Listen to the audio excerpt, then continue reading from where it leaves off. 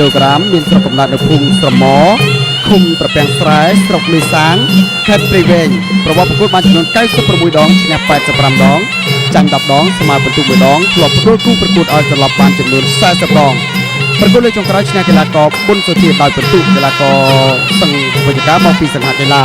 លោកគ្រូមហាត់គឺលោកគ្រូគ្រឿងសរសៃបាទតាមដានទស្សនាតែម្ដងនៅក្នុងទឹកទី1បាទបង្គោលក្រហមបឺតខំបង្គោលខៀវសង្ឃវិជ្ជការបាទរលកក្រោយបឺតខំតែលួចចំណាំកត់សង្កលរលករៀបច្បងសង្ឃវិជ្ជការមានអ្វីខ្លះដែលជាគួរទទួលជាមេរៀនរីឯបឺតខំបាទធ្វើឲ្យវិជ្ជការព្រមទទួលស្គាល់ថាគេរលកក្រោយក៏ពិតមែនក៏ប៉ុន្តែបាទគេឈ្មោះដល់ក៏ក្រឹកលបីរន្ទឺរបស់គេនេះគឺថាសម្បើមណាស់បាទចាំមើលសិនលទ្ធផលយ៉ាងណាបើការប្រកួតទឹកចាប់ផ្ដើមនៅក្នុងទឹកទី1វិជ្ជការដេញតាម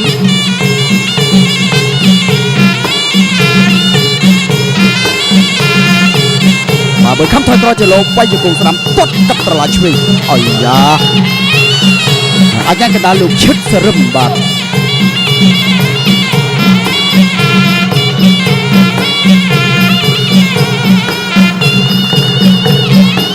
បើខំជាទាត់ចតុលអូបើបាទសូមជម្រាបថាវិជ្ជការមិនធម្មតាទេតែឈ្នះពុនសុធាថ្មីកន្លងមកនេះបាទពុនសុធាក៏ជាជើងខ្លាំងសម្បត្តិណាតម្រាំនឹងវិជ្ជការឈ្នះបានឥឡូវគេមកជួបជាមួយនឹងបើខំបាទ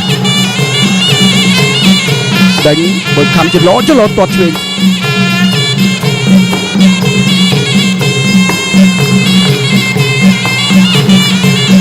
បាទជុកគង់ឆ្វេងស្ដាំបាទញ៉ាកណ្ដាលបំបែក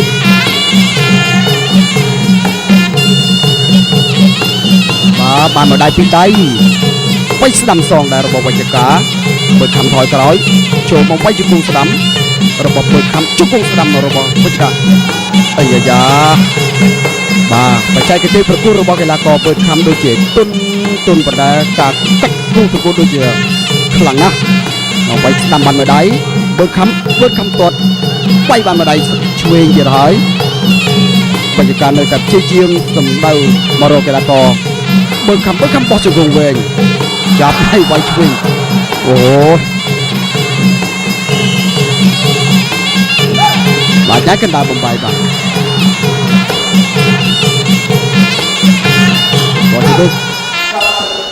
បាទចប់ទឹកទី1ទៅហើយបាទ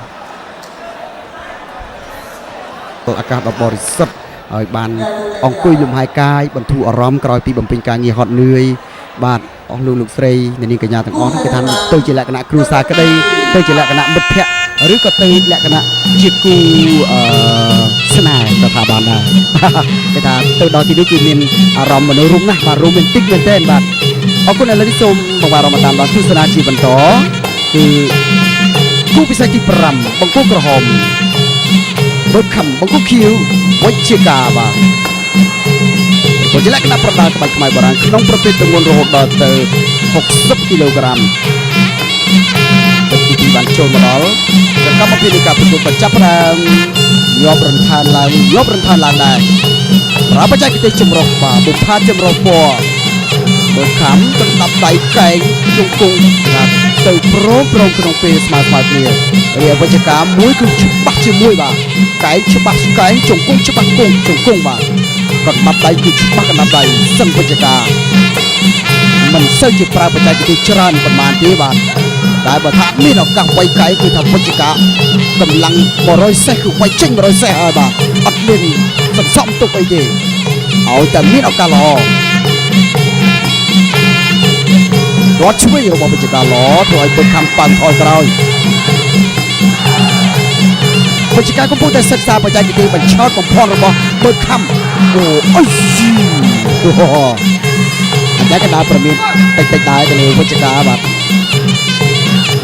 រត់កាប់ចាំទៅជើងស្ដាំ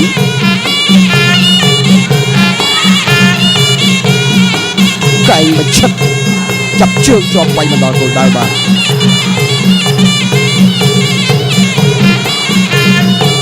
វិជ្ជការព្យាយាមដេញតាមទឹកចលោឆ្វេងស្ដាំ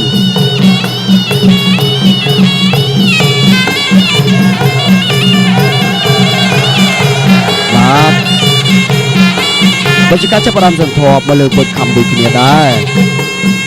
តោះជួយរបស់បច្ចេកបរសក់បាទវាយផងទប់ស្កាត់ការពារផងបាទបុតខំប្រុសបុតខំហាក់ដូចជាដឹងទុកជាមុនថាកណ្ដប់ដៃនឹងកែងរបស់កីឡាករបច្ចេកនេះគឺថាធូនណាប្រខេះមិនបានឡើយបាទលោកជួយអីបុតខំឆក់បានលើដៃបាទស្របពេលដែរបច្ចេកដូចជាមិនបានចាប់អារម្មណ៍ត្រៀមការពារខ្លួន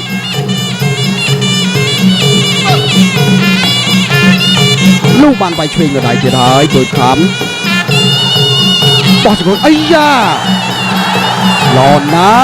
កណ្ដប់ដៃធូដ៏មានទម្ងន់របស់កីឡាករវេជ្ជការធ្វើឲ្យបុតខំប៉ើងដោយចង់មួយដៃផ្ទៃមុខបាទបានណាស់ធ្វើឲ្យទស្សនិកជនក៏ហូរគាំទ្រដល់វេជ្ជការដែរហើយក្រោយបុតខំចប់ទឹកទី2ទៅហើយអត់ធ្មត់បន្តិចសិនបាទ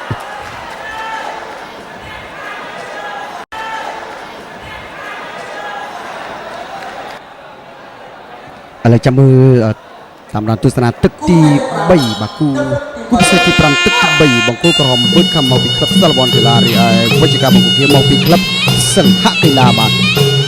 ប្រកួតជាលក្ខណៈប្រដាល់ក្បាច់ខ្មែរបុរាណក្នុងប្រភេទទម្ងន់60គីឡូក្រាមបាទចាក់បានមេដាយដែរចូលមកដល់ទឹកទី3ហើយជ្រៃជើងជាប់បាទ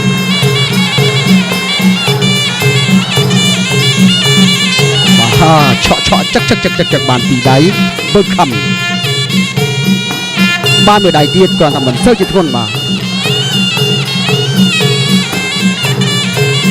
កណ្ដាប់ដៃនេះហើយចឹកឆក់តិចនេះហើយដែលធ្លាប់ធ្វើឲ្យឡោសំណាងទទួលបាទការចាញ់ក្រោមកណ្ដាប់ដៃបច្ចេកទេស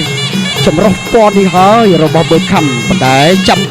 មកដល់ពេលនេះបាទជឿជាក់ថាវេជ្ជការមិនបណ្ដោយឲ្យបុតខំធ្វើអ្វីតាមចិត្តទេបាទគឺក៏មានបច្ចេកទេសទប់ស្កាពីឲ្យវាយចេញមកវិញដែរ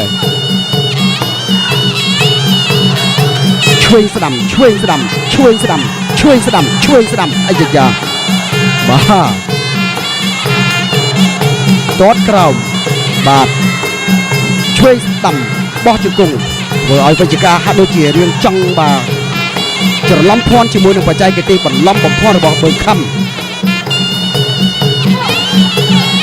បាទក្នុងពេលដែលកីឡាករទាំងពីរបាទវេជ្ជការកំពុងតែប្រកួតជាមួយបុតខំឡោសំណាងគឺកំពុងតែឈរពីខាងក្រោមបោះបច្ចេកទេសឲ្យវេជ្ជការផងដែរ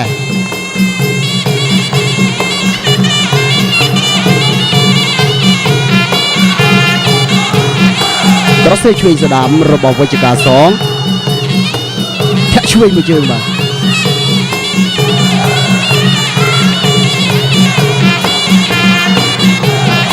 ដៃពីដៃហើយបណ្ដោះឲ្យចេញបណ្ដាបុតខំវេជ្ជការបានកែងឆ្វេងមួយដែរកែងមួយទៀតហើយជង្គង់ស្ដាំរបស់វេជ្ជការបាទជង្គង់ស្ដាំដើម្បីយកកណ្ដាលបំបែក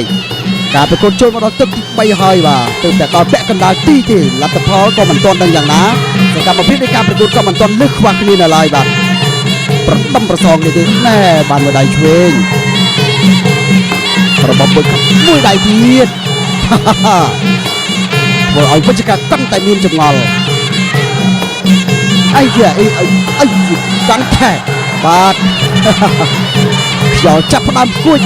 ចុងសក់របស់វេជ្ជការបន្តិចម្ដងហើយរីឯបុតខំរក្សាចំហនឹងបច្ចេកទេសហើយនឹងអារម្មណ៍ស្មារតីរបស់គេនៅដូចដើមទោះបីជាវេជ្ជការវាយចំគោលដៅមួយចំនួនក៏ដោយបាទអាយ៉ាប៉ើងកាប់ចាន់សងវិញបាទចប់ទឹកទី3ទៅហើយបាទ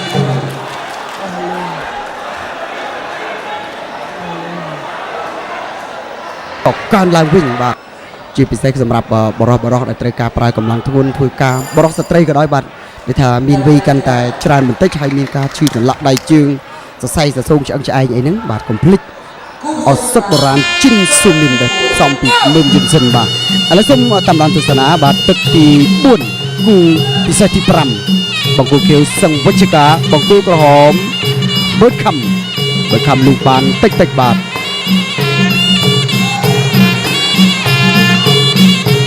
ឆ្វេងស្ដាំ បាទមួយជើងមួយដៃរបស់វិជ្ជការក៏ធ្វើឲ្យបឺតខំបើតាមខ្ញុំបាទពិនិត្យមើលទៅអូហូក៏ទៅឆក់មើលមិនយល់បាទគេថាឈាមតែម្ដងបាទអូហូក៏ទៅបឺតខំនេះគឺជាកីឡាករដែលមានបច្ចេកទេសនៃការប្រកួតនេះអាចកំបាំងបាទគៀកគ្នាចម្ងាយតែបាទចិត្តគេប្រើកែងមុខកប៉ាល់បាទធ្វើឲ្យវិជ្ជការនឹងស្រុបតែម្ដងបាទអញ្ញាកណ្ដាលបាទលោកគ្រូពេទ្យបញ្ឈប់ទៅហើយបងគ្រូក្រហមឆ្នាំបង្គោលទី4បាទបើសូមតាមដានទស្សនារូបភាពយឺត